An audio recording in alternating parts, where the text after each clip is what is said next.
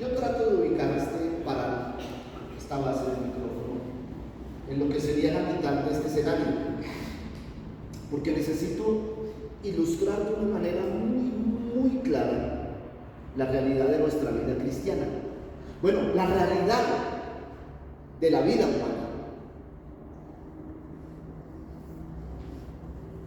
El apóstol Pablo, cuando uno se mete con Pablo, se inquieta mucho y quiere saber más de él, y entonces termina inmerso en las epístolas paulinas, pero no puede olvidar su antecedente, y entonces, para no comenzar a construir en el quinto piso, sino conocer el fundamento y las bases, el libro de los Hechos me lo muestra. Estábamos hablando aquí de la grandeza del Espíritu Santo, el poder en la vida de Pedro, en la vida de Juan, en la vida de Esteban, en la vida de los diáconos, de los discípulos y de los seguidores del Señor. Y todo venía perfecto hasta que nos encontramos en el capítulo 8, en la muerte de Esteban, con Saulo, el fariseo de Tarso, aquel hombre que Dios usó para transformar todo el conocimiento cristiano, porque es a él a quien en 13 o 14 cartas, no sabemos si la carta a los hebreos es de él, a quien en más de la mitad del Nuevo Testamento pusiese claridad para las generaciones que seguían desde el siglo I hasta el siglo XXI y hasta que él venga. ¿Cuándo vendrá? No sé. Creemos que su venida es pronto. Las señales de Mateo 24 son claras. Nunca nadie en el siglo XV, en el Renacimiento, o en el XVI, ni siquiera en el XVIII o XIX, tuviese la autoridad de decir el Señor ya viene, porque las señales no se habían cumplido. Por eso me impacta la idea del doctor Russell, quien creó esa falsa secta de los testigos de Jehová, quien en 1800, en la segunda mitad del siglo XIX, estableció el día, la hora y los detalles de la venida de Cristo, dejándolo para 1890, luego para 1903, luego para 1914, cada vez que no se cumplía. Entonces él decía, no, tuve un error de cálculo, no podían hacerlo, porque las señales no habían sido claras como lo son hoy. Ya, si uno enumera en Mateo 24 la cronología y el orden de los sucesos, estamos en los días finales. ¿En qué se vería la última señal? En la apostasía dentro de la iglesia. Esa sería la señal final, porque le pondría un punto espiritual a las señales. Las demás, guerras, rumores de guerras, terremotos, pestes, pandemias, ocurrieron perfectamente cronometradas. Y faltaba la apostasía, que es la mayor señal antes del fin. Y entonces, ¿por qué ubico yo esto aquí? Porque necesito hablar de la apostasía dentro del tema del Espíritu Santo.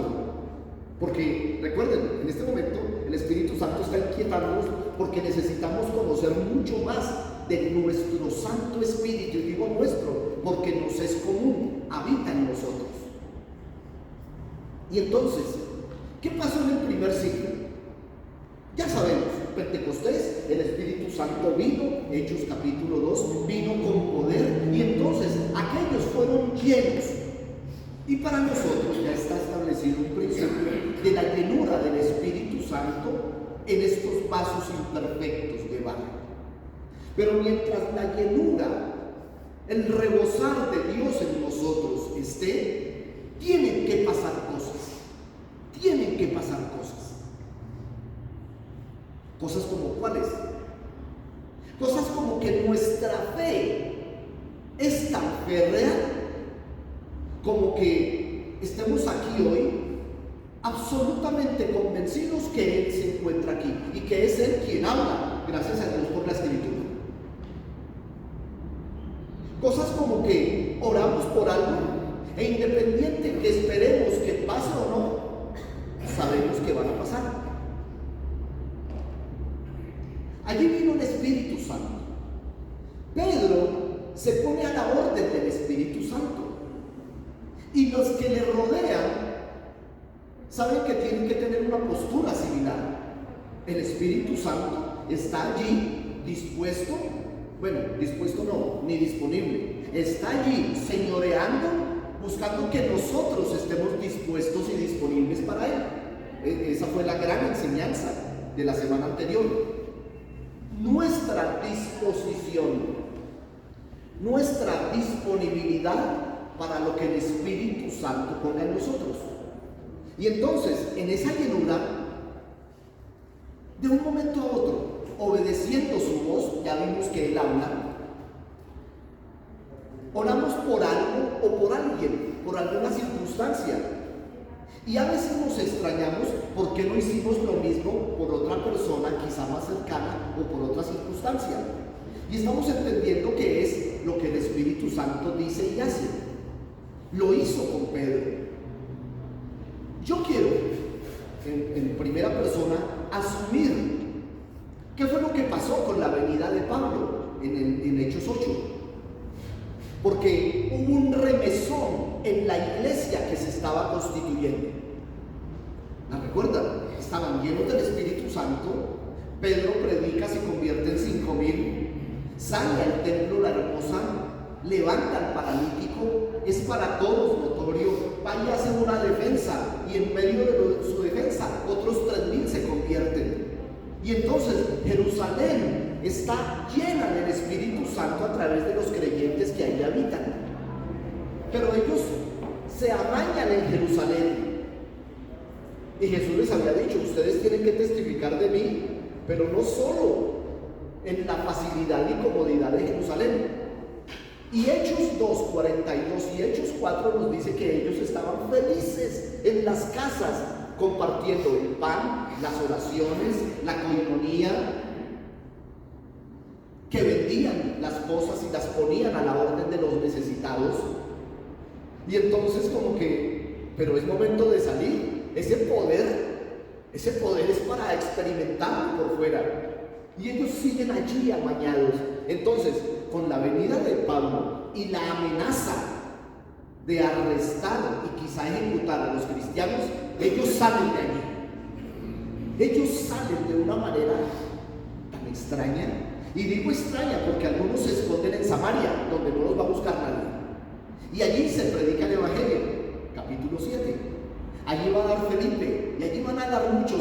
Pero otros en Siria, en Damasco, que no son de los 12, ni son de los diáconos, van a su tierra, trascienden de Galilea, la frontera del norte, y empiezan a predicar a Jesús. Y en el libro de los Hechos vamos a ver cómo los discípulos llegan a una parte y ya el Evangelio está predicado allá por otros que no eran de la alcurnia apostólica. Es decir, Dios diciéndoles: un momentico, salgan de aquí de esta idea. Por eso en Jerusalén, a los poquitos que quedaron, específicamente Santiago, se le hizo muy raro cuando le dijeron que el Espíritu Santo se estaba manifestando en Samaria y mandó delegados. Por eso Pedro llega allá a Samaria. Pero cuando ellos escuchan que por fuera de Judea, es decir, ya no están ni en Judea, ni en Samaria, ni en Galilea, sino a los gentiles también les era predicado el Evangelio y también se manifestaba el Espíritu Santo, ellos se extrañaron. ¿Cómo así? El Dios de Israel también está cobijando a samaritanos, que finalmente los samaritanos eran primos cercanos, ¿no? Recuerden que los samaritanos eran de la familia, de las 10 tribus que se habían mezclado con otras razas, pero habían vuelto a Samaria. Pero ellos decían: no puede ser que también a los gentiles les haya sido dado el don del Espíritu Santo. Y entonces cuando Pedro va y se da cuenta, oiga, definitivamente sí. Y entonces recuerdan a Jesús. Porque Jesús, cuando vino, recuerdan el milagro a la mujer sirofenicia, a la que con migajas del poder del Espíritu Santo le sanó a su hijo. Y entonces ellos dicen, oigan, lo que dijo Jesús era verdad. Todo lo que dijo Jesús era verdad. Y entonces las expectativas de ellos acerca de la obra de Dios finalmente le rompió las prevenciones ideológicas, espirituales, materiales y hasta raciales, para darse cuenta que la salvación está extendida a todo el mundo. Pero eso para ellos es muy duro. Y es muy duro por una razón. El Espíritu Santo viene y ellos dicen, se va a manifestar como en tiempos de Elías y Eliseo, en milagros, señales, prodigios, maravillas. Pero no tienen en cuenta que el máximo poder del Espíritu Santo y la mayor intención del Espíritu Santo es la transformación personal, individual. Porque en el corazón de Dios está tener una relación muy estrecha y cercana con cada uno. Él tiene una relación específica con Juan Fernando, como si existieran solo ellos dos, como si en Edén se repitiese y estuviese Dios y Juan, y le estuviese dando la misma misión que Adán, y la misma relación con Darwin, como si fueran uno solo. Para eso necesita que el Espíritu Santo nos transforme. Y entonces llegamos aquí a una conclusión. Sin una transformación en mi vida, Él no va a poder mostrarse hacia afuera.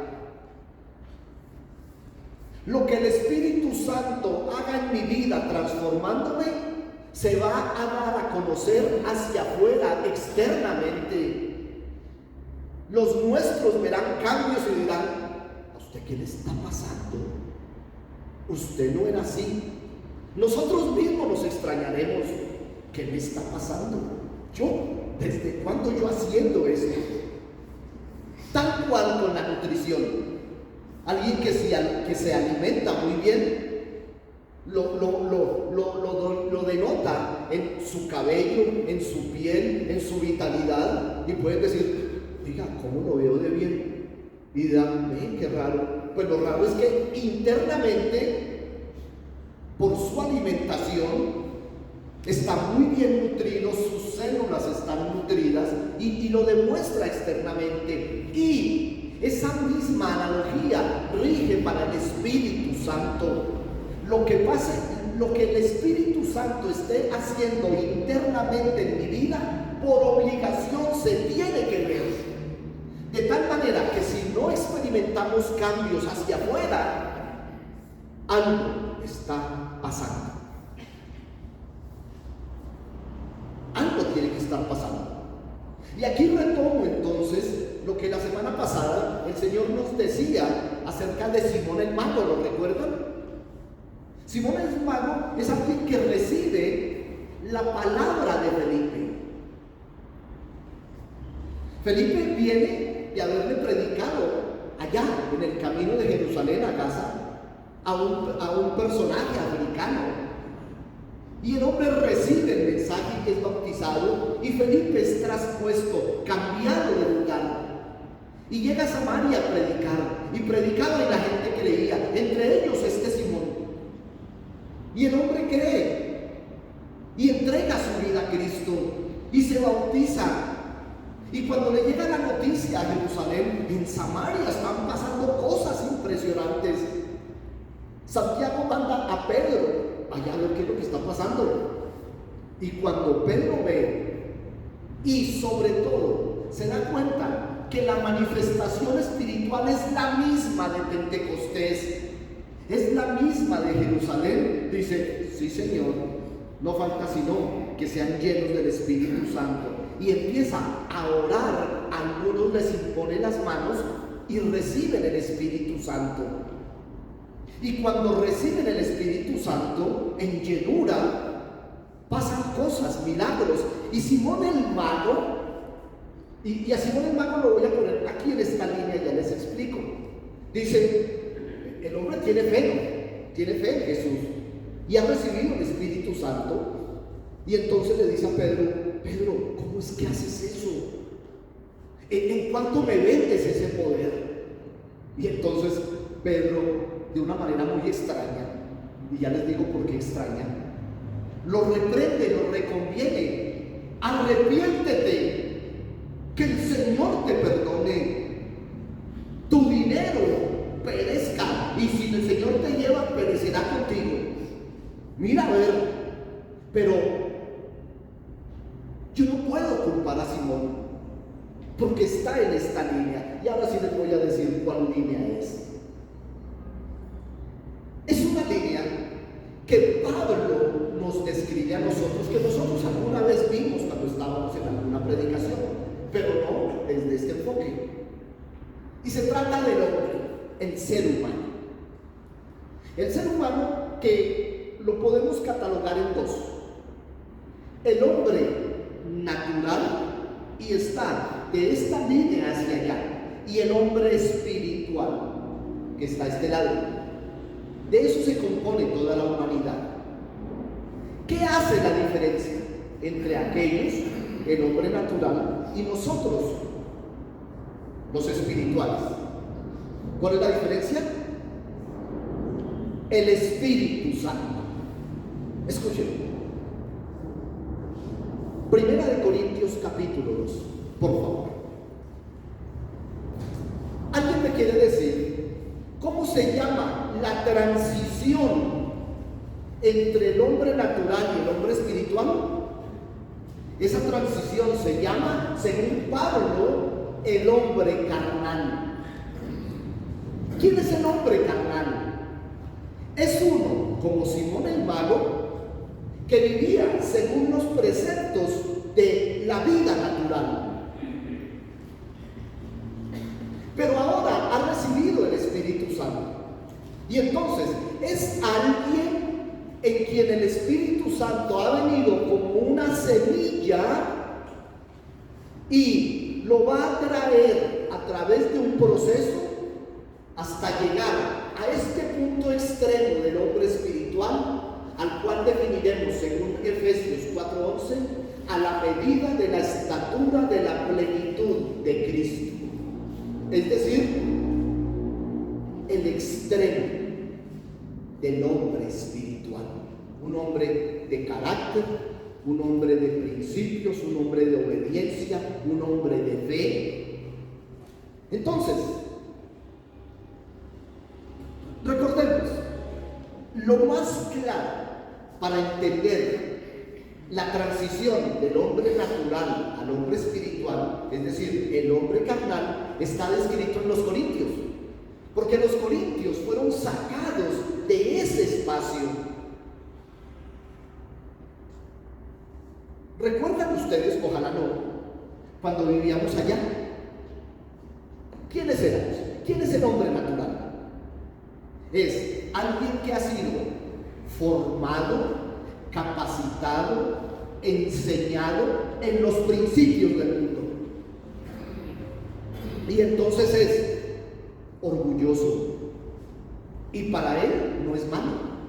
Vanidoso, para él no es malo. Idólatra, es normal que sea así. Sumémosle su trascendencia social. El hombre natural de la costa atlántica de Colombia es mujeriego, es tomatrago, es adúltero, es la naturaleza de allí. Muchas cosas no las coge en serio, pretende gozar toda la vida. Y un día, ese hombre natural, quitémosle la idea que sea de la costa, porque cada región, cada país tiene sus propios principios.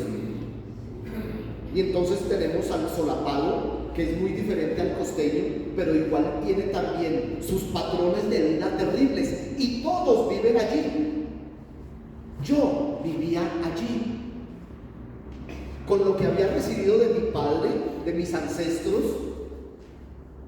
aguardienteros, infieles, mentirosos, groseros. Allá vivía yo. Yo conozco a ese hombre natural. Viví 19 años de mi vida allá, de esa línea para allá.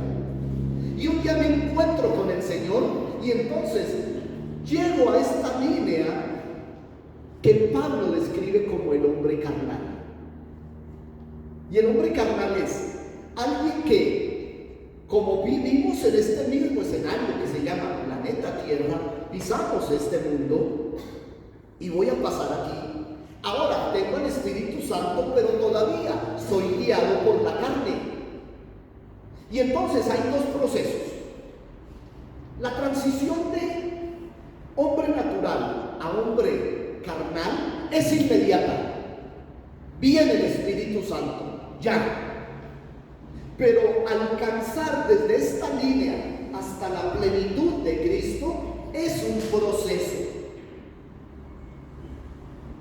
¿Cuáles son las características del hombre que está aquí? Es inconstante. Es de aquel que todavía no sabemos si es de aquí o es de aquí. Es el que juzgamos, el que viene a la iglesia cuando quiere, el que busca cualquier disculpa para no venir. ¿Por qué? Porque hay una atracción. Y cuando digo atracción, hay un adminículo en mecánica que se llama winche. ¿Ustedes lo conocen? Es una manila de acero que está asida a un motor. Y entonces lo usan para jalar, por lo menos en los remolcadores, cuando uno va al canal de Panamá, ahí en las Clusas. Yo vivía ahí en las Clusas Miraflores. Y entonces los barcos inmensos de miles de toneladas llegan y tienen que apagar los motores porque si no los motores dañarían la estructura. Y entonces, unas 20 leguas atrás apagan motores y vienen barcos pequeños que se llaman remolcadores y le amarran el winche y empiezan a jalar. Es chistoso ver eso porque es un barquito jalando a semejante, pero lo hacen con ese winche, manilas de acero con ganchos que van al remolcador y al buque y lo pasan al otro lado del océano. Cuando el hombre natural se convierte carnal y empieza a volverse un hombre espiritual, el mundo le amarra un winche y uno trata de andar. Y yo recuerdo eso. Yo recuerdo que yo quería buscar las cosas de Dios, pero casualmente las reuniones eran los viernes. Las reuniones de jóvenes donde yo conocía a Cristo eran los viernes. Y coincidía con el día y la hora en donde yo me encontraba con mis amigotes a participar de esta parte de mi vida.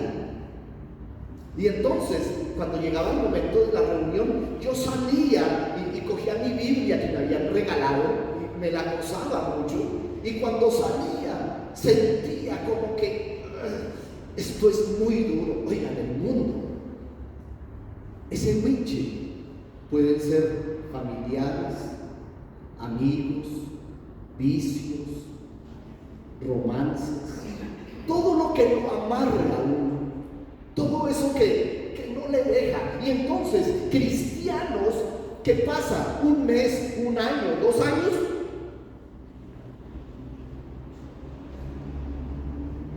yo no sé cuánto tiempo viví yo así, fue mucho tiempo, mucho tiempo. Con razón, el apóstol Juan en primera de Juan 2, en el 15, es tajante cuando dice: no améis al mundo ni las cosas del mundo, porque lo que hay en el mundo, y lo enumera en 3 aspectos, no nos dejan caminar, no nos dejan crecer, nos retienen, nos amarran.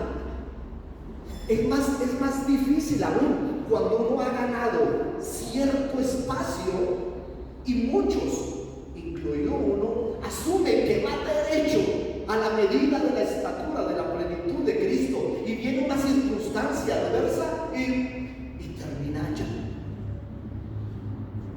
Predicadores, gente que ministró a Dios y se devolvieron. Y ustedes vieron cómo viene el juicio, no del mundo, el mundo feliz, de la iglesia. ese nunca fue cristiano, es que nunca nació de nuevo.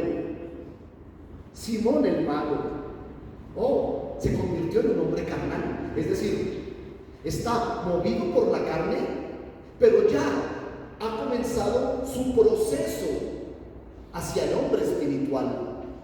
Va con toda, pero cuando ocurre una circunstancia como que puede seguir moviendo dinero a través allá de las artes mágicas, aquí del poder del Espíritu Santo, y entonces como es un niño espiritual, es más, Pablo lo llama aquí en 1 Corintios 2 al hombre carnal, es un bebé espiritual.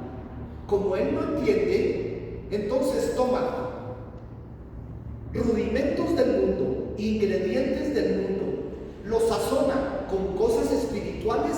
¿Qué puede salir de eso? ¿Sabe qué sale de eso? Apostasía. Es decir, aquí, en el camino hacia el hombre espiritual, ingredientes del mundo, cosas del mundo. Iglesias cristianas con ministerios de alabanza impresionantes, coros impresionantes, cantando y perreando en el lugar de la adoración. Yo no tengo nada contra el reggaetón, finalmente es una corriente musical, no me gusta, no lo escucho, pero adaptarlo a la iglesia.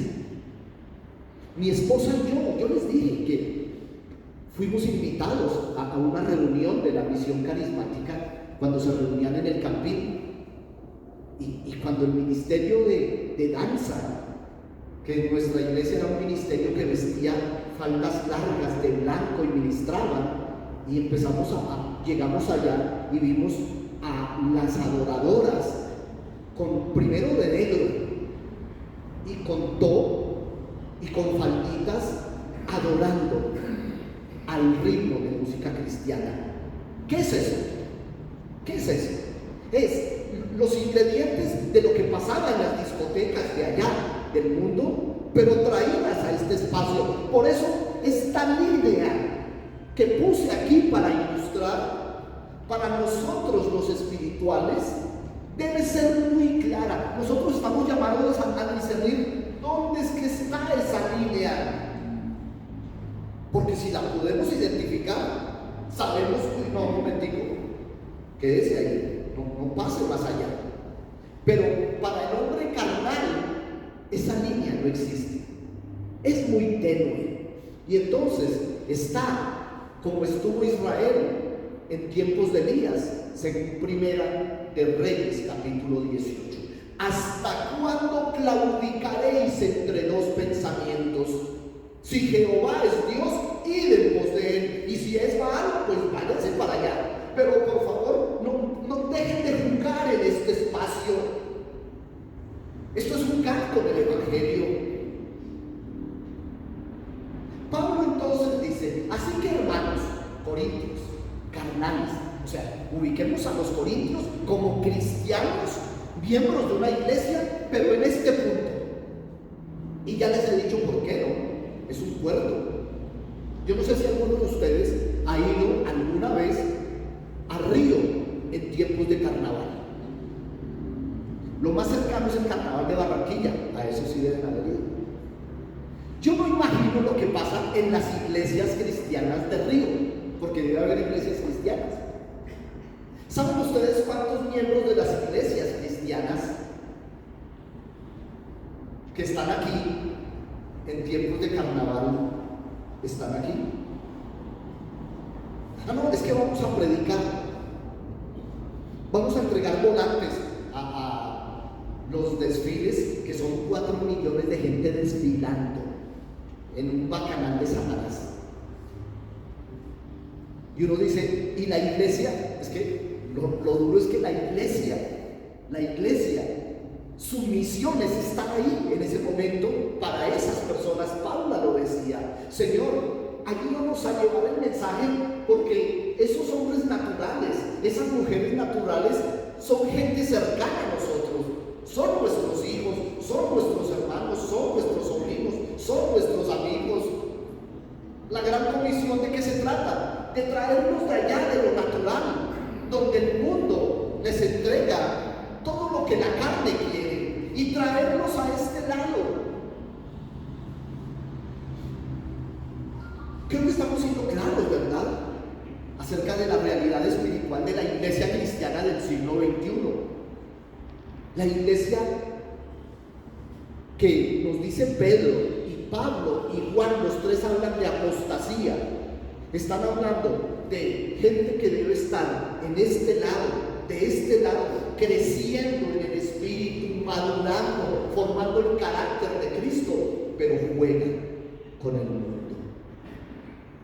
Pablo entonces identifica: cuando fui a ustedes a anunciarles el testimonio de Dios, no fui con un discurso de este lado. ¿Por qué? Porque a este lado lo que se habla es con excelencia de palabras, de conocimiento, de intelecto. Si no, pues no me propuse entre vosotros mostrarme quién soy yo. Porque déjenme decirles, si se trataba de dar un discurso religioso, Pablo tenía toda la autoridad. Más adelante, en Romanos 6, hace una defensa acerca de su ministerio. Judío, claro que sí. Fariseo, de los duros. Conocimiento, el que quiera. Circuncidado al octavo día, miembro del Sanedrín. Y dice: no, cuando yo fui a la iglesia de Corinto, no fui a mostrar mis pergaminos, sino a Jesucristo y a este crucificado. Y estuve entre vosotros con debilidad, temor y temblor. Y ni mi palabra ni mi predicación fue con palabras persuasivas de humana sabiduría, sino con demostración del Espíritu y de poder. ¿Cómo lo demostraba? Por su vida. Ustedes recuerdan cuando Pablo, la conversión de Pablo, de Hechos 9, cuando lo vemos en el 11, han pasado muchos años y él ha estado de esta línea caminando una carrera impresionante. Miren, Pablo, el apóstol, no le pasó lo que le pasa a algunos técnicos de fútbol. ¿Saben qué pasa con ellos? Cuando llegan a cierta edad, en donde ya no los negocian más, se acuestan siendo jugadores y amanecen siendo técnicos. Pablo no se acostó siendo un hombre natural y al otro día fue un hombre espiritual. No, él fue igual que todos, un hombre carnal. ¿Saben ustedes cuántos ministros que hoy ministran, que eran miembros de una iglesia y a los 8 días estaban formando una iglesia?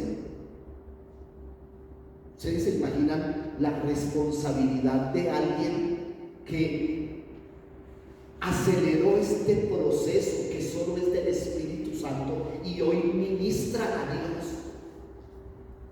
¿Se imaginan cómo se divierte el diablo con eso? Y si ustedes están en las clases de los jueves, en nuestra diserción, lo que estamos disertando acerca de Job, van a entender lo que hace el diablo. Y entonces él dice: no, yo no vengo a hablar de eso, porque muchos me conocieron como seguidor de la iglesia y hoy me están viendo transformado como un predicador del evangelio, para que su fe no esté fundada en la sabiduría de los hombres, sino en el poder de Dios. Mire que establece una diferencia. Todavía no les ha hablado del hombre natural, pero les está hablando de las características de estos hombres. Sin embargo, hablamos sabiduría entre los que han alcanzado madurez y sabiduría, no de este siglo, ni de los príncipes de este siglo que perecen. Y estaba hablando del siglo de él, del siglo primero, porque si lo hubieran conocido, mas hablamos sabiduría de Dios, este misterio, la sabiduría oculta, la cual Dios predestinó antes de los siglos para nuestra gloria. Ya les voy a decir de qué sabiduría habla. Adelante. La que ninguno de los príncipes de este siglo conoció, porque si la hubiera conocido, nunca habría crucificado al Señor de gloria. ¿Por qué Pablo habla de un tema muy personal para él? Pablo tiene todo el conocimiento acerca de la ley, pero la sabiduría que maneja este mundo no es judía, sino griega. Qué duro debió haber sido predicar en ciudades con un arraigo griego de filosofía, una filosofía que 20 siglos después, ustedes saben cuántos platónicos, aristotélicos y socráticos todavía se mueven bajo ese pensamiento.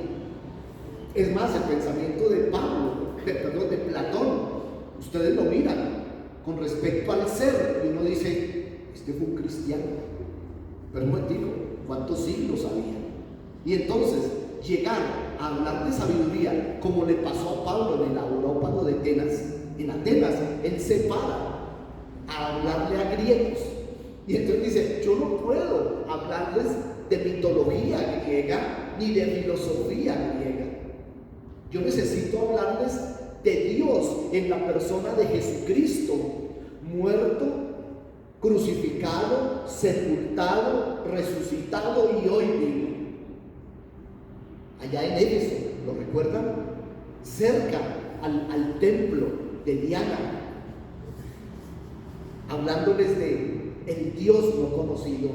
Y entonces este hombre tiene todos los pergaminos para hablarles de lo que ellos quisieran oír, pero les habló de algo que ellos no querían oír y que, como cantamos hoy, los quema. La palabra de Dios quema porque confronta. La palabra de Dios duele porque es que a nadie le gusta que lo confronten y le digan sus verdades. Eso incomoda mucho. Y Pablo lo hace, y lo hace con temor y temblor. Antes bien, como está escrito, ¿qué es la sabiduría de la que está hablando? Que él la va a hablar. Los de allí no la van a entender. Los de acá la escucharán y no pasará nada. Los que están aquí la recibirán todo, porque es cosas que nadie vio, cosas que nadie oyó, cosas que no han entrado a la mente y al corazón. Cuando ustedes oyen, cuando vemos aquí que Pablo está hablando de ojos, oídos, percepciones, ¿de qué está hablando? De los sentidos. ¿Qué hacen los sentidos? Captan lo que es externo y lo interiorizan. Eso hace uno con los sentidos. Voy a comprar un carro, me gusta ese color, y uno ve el color y lo mira y dice, ese es el que me gusta. Los sentidos le llevan a captar algo, lo interioriza, lo maneja con el cerebro, lo trabaja, lo analiza y sí, toma su decisión. Ahora Pablo le está diciendo, miren, eso es lo que pasa con el hombre natural. Se mueve por lo que percibe, por lo que ve. Pero el hombre espiritual, ¿de dónde argumenta sus decisiones si no es de los sentidos? El hombre espiritual recibe todo por el Espíritu Santo. Por eso, para aquel, cuando se le predica el Evangelio, es locura. No lo puede entender. ¿Por qué? Porque está atenido a la lógica humana. Yo les hablaba de mi profesor de filosofía en la Universidad Nacional. El hombre decía, es una locura que el sol se detuvo. Son leyes físicas. Lógico. Alguien que no da la concepción de un Dios creador del sol que lo puede parar y voltear cuando quiera, pues dice, eso es ilógico. Nosotros escuchamos el relato de Josué en donde el sol se detuvo y dice uno, bueno, físicamente el sol no se detuvo en Gabaón, la que se detuvo fue la tierra, porque es la tierra la que orbita alrededor del sol, y se detuvo porque Dios necesitaba que el pueblo de Gabaón pereciera en las manos de Josué. Para él ese relato es locura, pero para el que percibe las cosas espirituales es lo más normal. A mí me impactan los médicos cuando hay un enfermo terminal, cuando ya no hay nada que hacer. Eso tiene que ser muy duro. Cuando le dicen a un paciente o a la familia, no hay nada que hacer, llévense para la casa. Y por alguna razón, esta persona recibió la misericordia de Dios y la sanó. Ustedes han visto qué pasa cuando alguien que un médico desahució, pasado 1 o 2 años, llega y el doctor ve a esa persona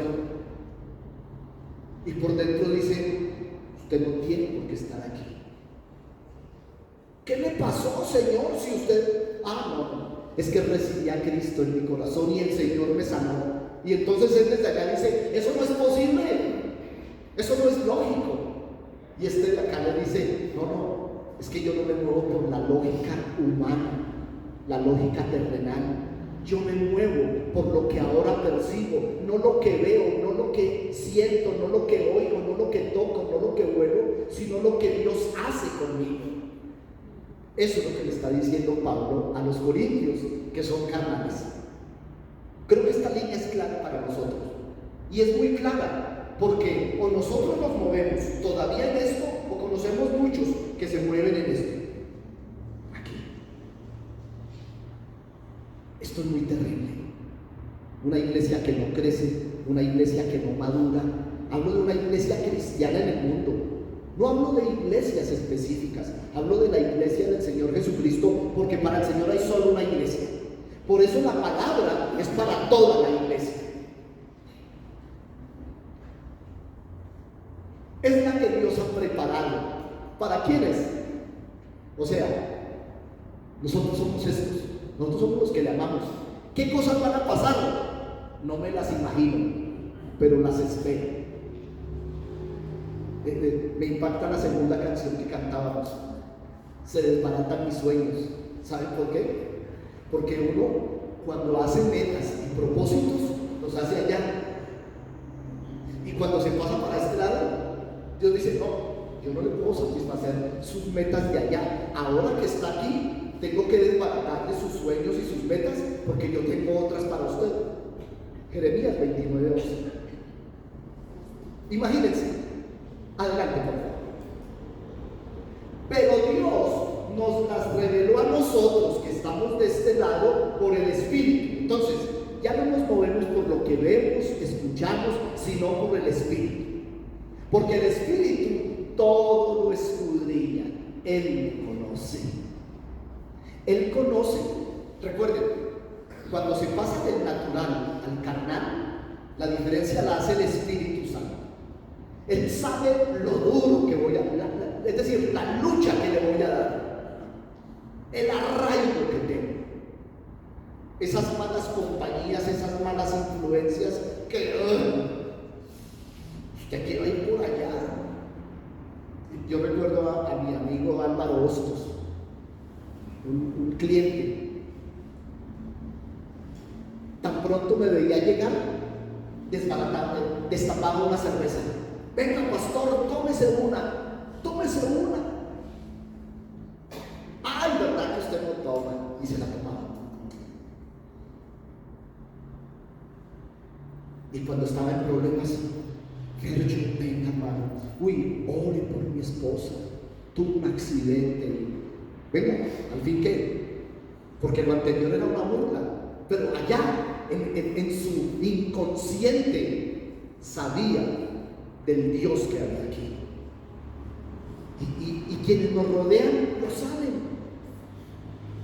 Por eso este llamado de la gran comisión: miren, hagámosle el favor a los nuestros, no los juzguemos más. Éramos de allí, digo de allá, el allí de Dios es este. Y alguien insistió, y por fin el Espíritu Santo me convirtió en carnal, pero en este proceso. Y este Espíritu que todo lo conoce, lo profundo de Dios y lo profundo mío. Marlencita, eso es hermoso. A veces alguien ha sentido cuando ora o cuando yo oraba que le da pena contarle a Dios su pecado.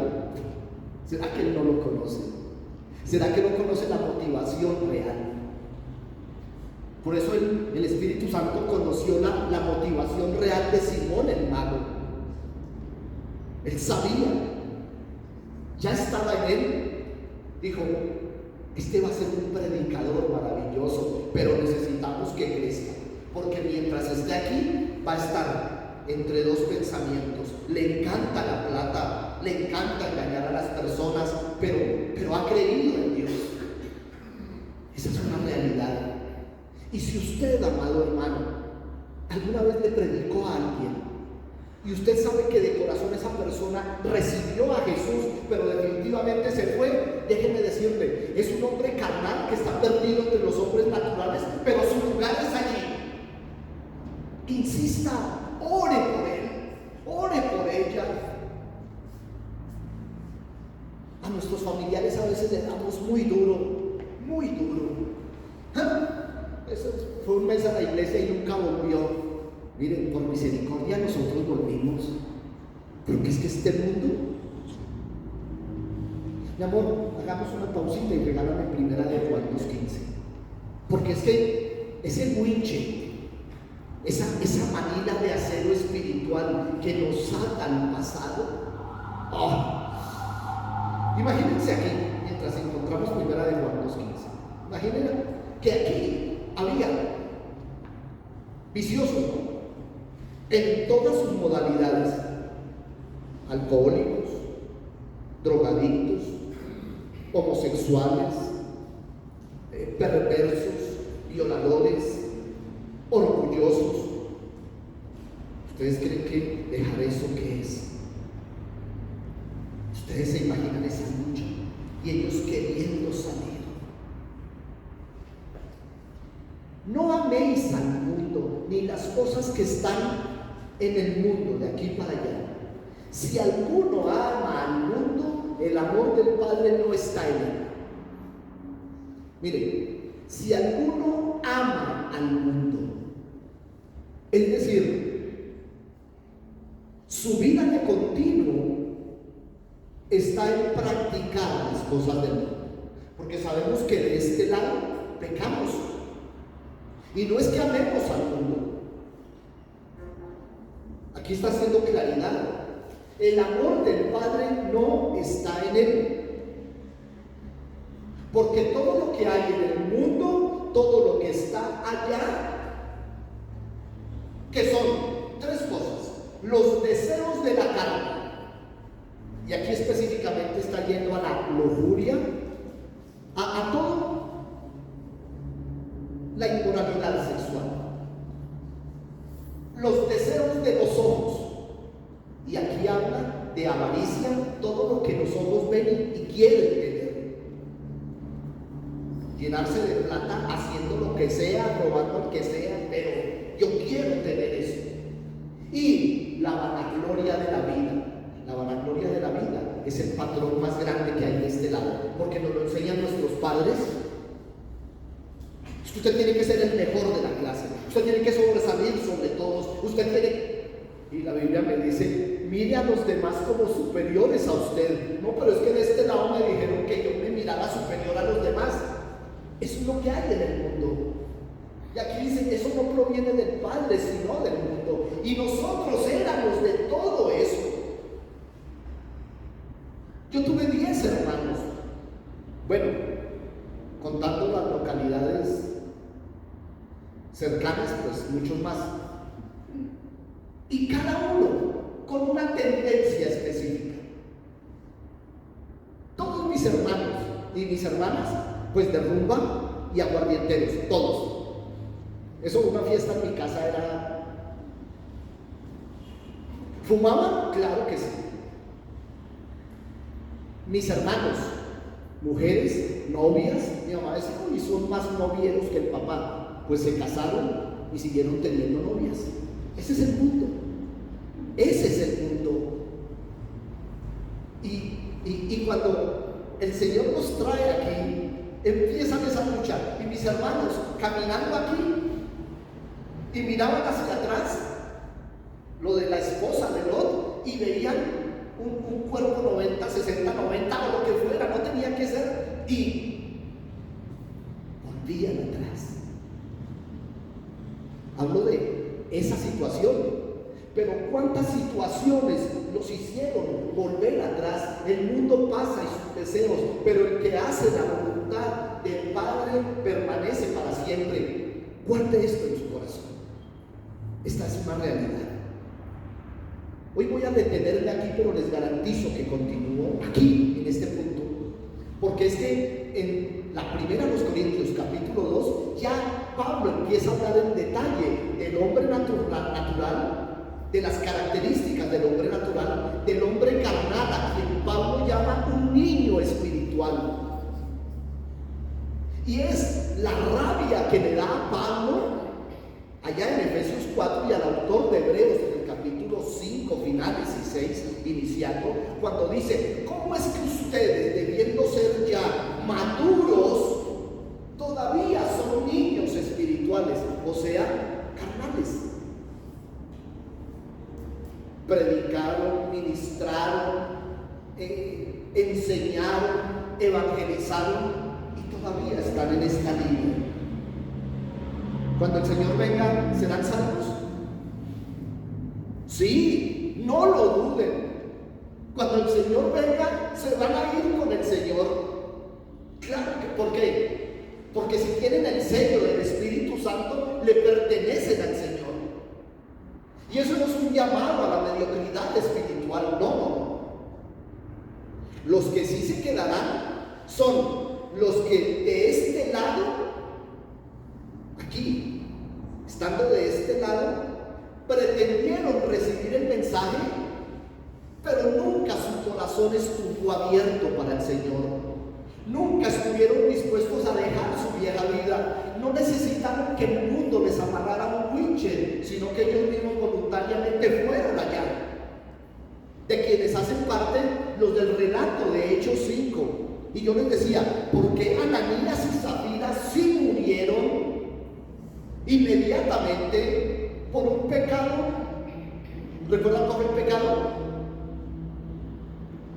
Pretendieron engañar, mentir al Espíritu Santo y murieron. Y uno dice, pero eso es, y de eso quiero hablarles, porque Ananías y Zafira son esos que no llegaron ni a carnales, pero porque estaban en la iglesia.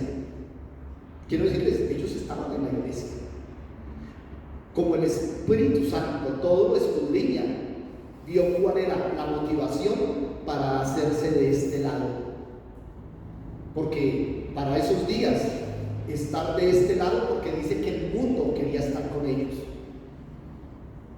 Y ellos se movieron a este lado por una motivación errónea que había propiciado Bernabé. Mientras que Simón el mago, el hombre se dijo, sí, yo a ese Jesús lo quiero. Uy, esto va a ser muy duro dejar esta vida mía, pero es que este Jesús, sí, yo me paso. Y por eso Pedro no lo aniquila. Arrepiéntete, hermano. Y doy gloria a Dios, aún por todos estos carnales. Porque en la iglesia hay muchos de esos. Les digo, en la iglesia universal, la iglesia del Señor Jesucristo. Y tendremos que orar. Y por eso, Adrianita, y hablo a Adrianita como cabeza de las mujeres, el propósito de los ministerios de esposos, de mujeres, de hombres, de jóvenes, es ayudar a estos, a quienes los deseos de la carne, los deseos de los ojos y la vanagloria de este mundo no los dejan avanzar, no los dejan crecer. Pongámonos en pie, por favor. Aleluya.